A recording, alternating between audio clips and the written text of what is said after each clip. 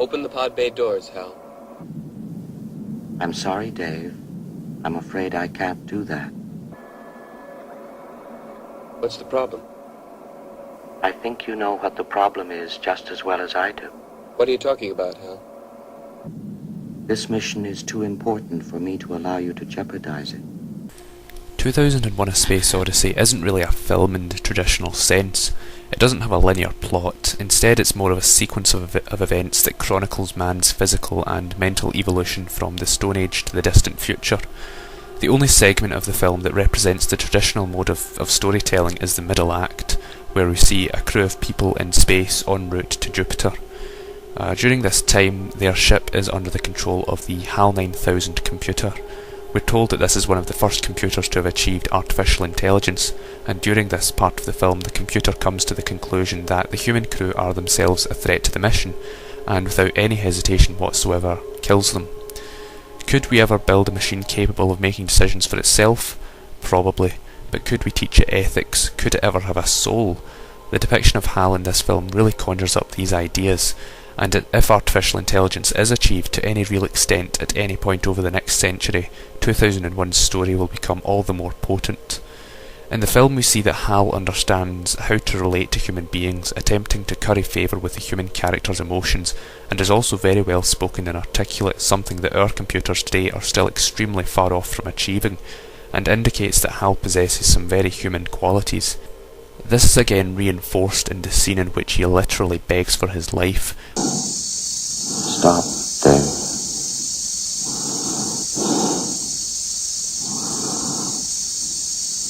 I'm afraid.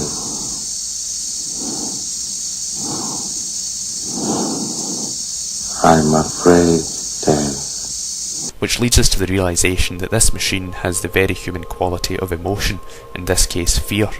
Making HAL human-like is key to just how unsettling the idea of his character is. He's not evil, it's just how he's been designed. For all intents and purposes, he is like a human being, except he prizes logic over emotion. I think I could go on a whole commentary about the ideas behind this character, but I'll end it here by saying that HAL is one of Hollywood's most thought-provoking and frightening creations that I think is best placed on this list at number 6. Daisy, Daisy, give me your answer too.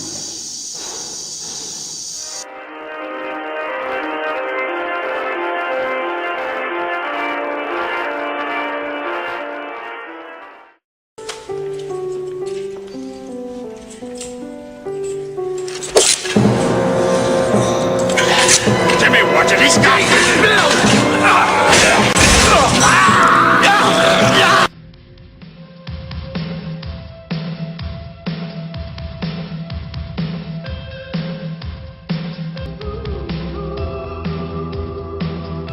Yes, I couldn't decide on just one of these two, I had to go with both. Hannibal Lecter is one of the greatest screen presences of all time.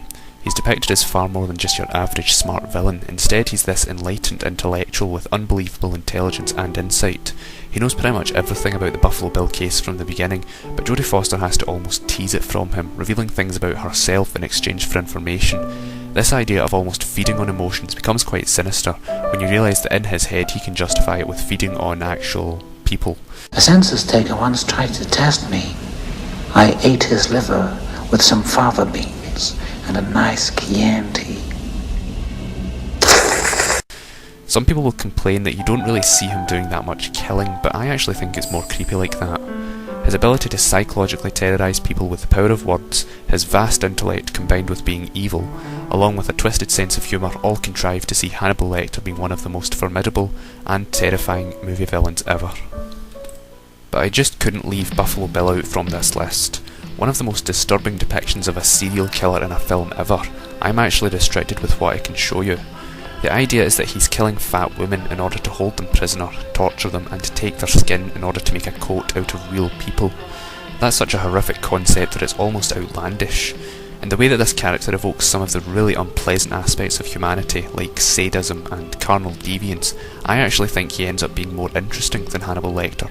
Don't get me wrong, I still hold him on par with Buffalo Bill due to the weight of his screen presence, but as a character study I think Bill is a lot more interesting. Also, just the bestial disrespect for human life that this character has proves to be a very chilling concept, and we really feel the terror and hopelessness of his victim. Then of course we have that infamous scene which still routinely haunts my nightmares. Two disturbing yet superbly depicted villains in one of the 90s greatest films. I couldn't choose just one of them. Both Hannibal Lecter and Buffalo Bill are tied here at number 5.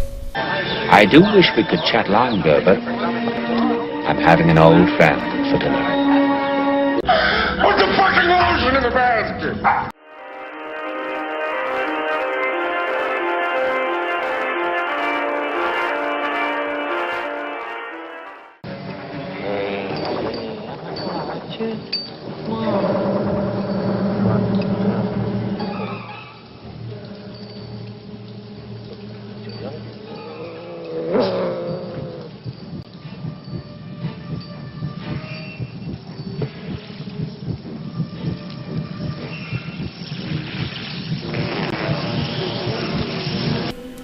The alien from Alien is the only entity on this list that's not got a personality as such, yet it remains one of the most viscerally terrifying.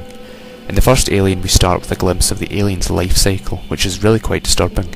It involves an octopus, spider-like creature attaching itself to John Hurt's face, which then impregnates him with a creature that is eventually born through his chest. This taps into those subconscious fears that most people have of incapacitance, violation and birth. The alien then escapes and grows to the size of a man. In the first Alien you have the outer space setting, and the feelings of claustrophobia and isolation are extremely prominent and are key to making the alien terrifying. All the traditional suspense techniques are on display here. We never really see the alien, it's always in the shadows, and this allows for the idea of it to remain very threatening. For instance, the scariest scene of the whole film is probably the scene in the air ducts, because the tension is built up to a near unbearable level, and the payoff never fails to make me jump.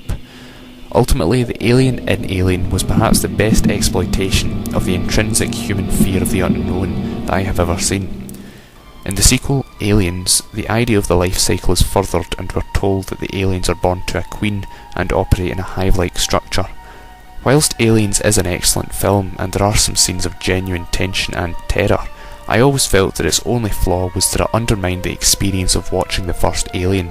It took away a lot of the mystery surrounding the aliens' nature and appearance, and made them seem more like just wild animals rather than the embodiment of man's fear of the unknown. But taking that into account, the animalistic aliens did work in their own right. Like it's hard not to be on the edge of your seat during the scene in which they break through the ceiling. I even thought the alien in Alien 3 had its moments, with the maze-like structure of the prison recapturing some of the claustrophobia and isolation of the original film.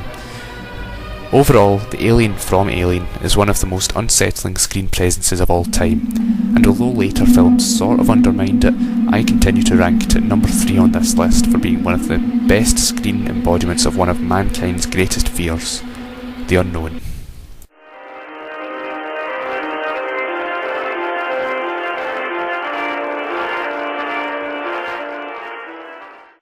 I just want to see her smile again.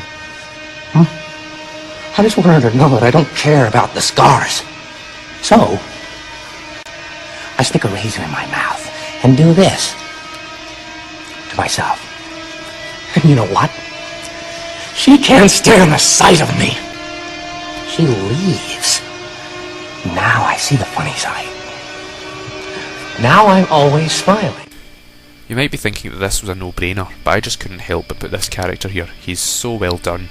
When the film first came out, I'm sure most will remember the enormous hype surrounding Heath Ledger's performance as the Joker following his untimely death. What was more enormous though was the shock when the film actually lived up to this hype. I confess that I've never read a Batman comic, but I just cannot envision this character being any better realised. His ideology is one of chaos, pure and simple. We don't know anything about his background, but through some course of events, he now sees the meaning of life as being to challenge all stability, authority, and peace. You know, they're schemers. Schemers trying to control their little worlds. I'm not a schemer. I try to show the schemers how pathetic their attempts to control things really are. It's fascinating how this character conducts his crimes, forcing people to make impossible ethical choices in life or death situations. Eventually he comes to define himself through his conflict with Batman, and challenges Batman's ideals to the point where Batman feels as though he has to make himself an outcast in order to succeed in his goal. But of course, never mind the psychological ploy of the Joker, the way he conducts himself on screen is what really sets the unsettling mood.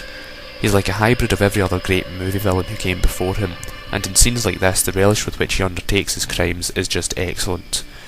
Not a lot to be said that's not already been said, I suppose, but even though The Dark Knight's only been out for 4 years, I can safely say that Heath Ledger's Joker will be remembered as one of cinema's most complex and intense villains of all time, and certainly of the last 10 years. My only regret with this list is that I might be kicking myself in a few months' time for not including Bane, but I suppose we'll just have to wait and see.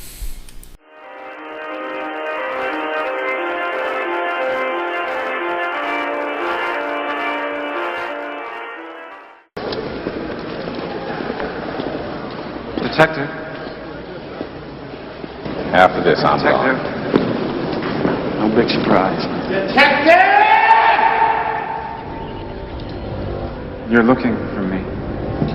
Hey!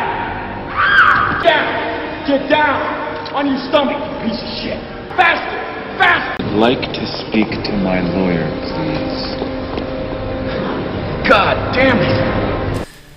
I apologise that through the inclusion of this character on this list I am sort of spoiling the film for people who haven't seen it, but I just couldn't help myself. The story of this film is that this character is killing people using the 7 deadly sins. For instance, a fat man guilty of gluttony is force-fed until his stomach bursts. A man guilty of greed is forced to cut off a pound of his own flesh. For lust, well, it's probably better you discover that for yourself. And a man guilty of sloth is tied to a bed for a year. We're told that this killer has read all of the great works on divinity, and believes that by committing these crimes he is elevating himself to some everlasting form of perverted beatification. When you think about it, the story is your traditional good versus evil story, whereby Morgan Freeman's character despairs at the scope of evil in his society, and just before he retires he encounters John Doe, who could be said almost to be the apotheosis of evil, evil made incarnate in a way that transcends the very notions of good and evil and morality. That idea alone is deeply unsettling, and the lurid detail in which these crimes are described contributes heavily to the disturbing atmosphere of just sheer dread that fills this entire film. Even more disturbing, we detect a lot of parallels between Freeman's character and his, in that they both have near identical outlooks on life and society, just have arrived at different conclusions, and when you hear his motivations it's hard not to understand them. As we progress in our journey through the Dante's hell of movie villains, I think that's one of the most disturbing things you can say. A villain who's sadistically evil, yet with coherent and even sympathetic aims, John Doe is truly deserving of the number 2 spot here on this list. So for our number 1, we've seen some pretty unsettling characters on this list so far, all of whom evil in some way or another, but for the number 1, there only ever was the one choice.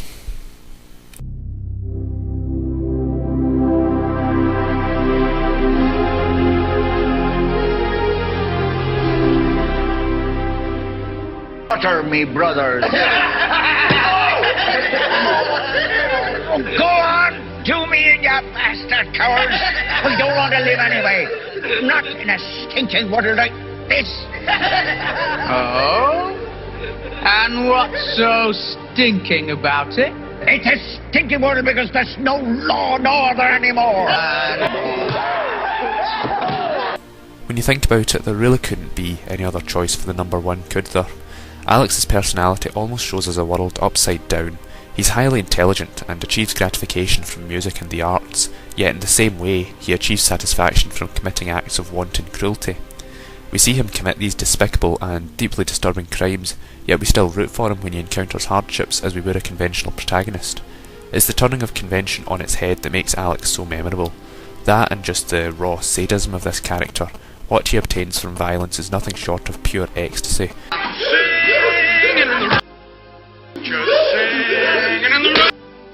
What a glorious feeling!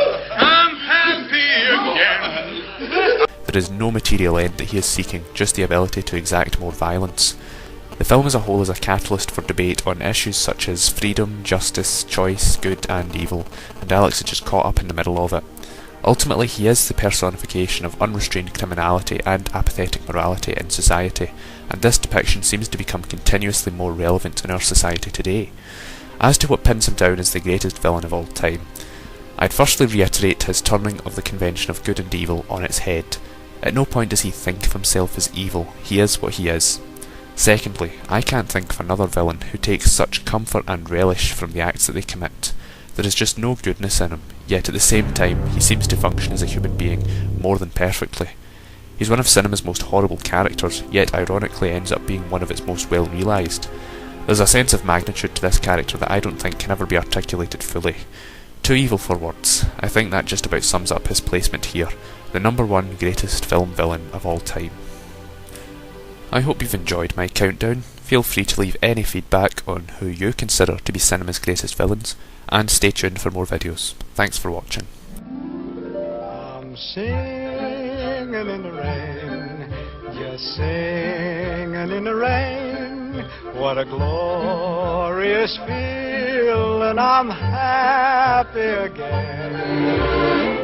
I'm laughing at clouds so dark up above. The sun's in my heart and I'm ready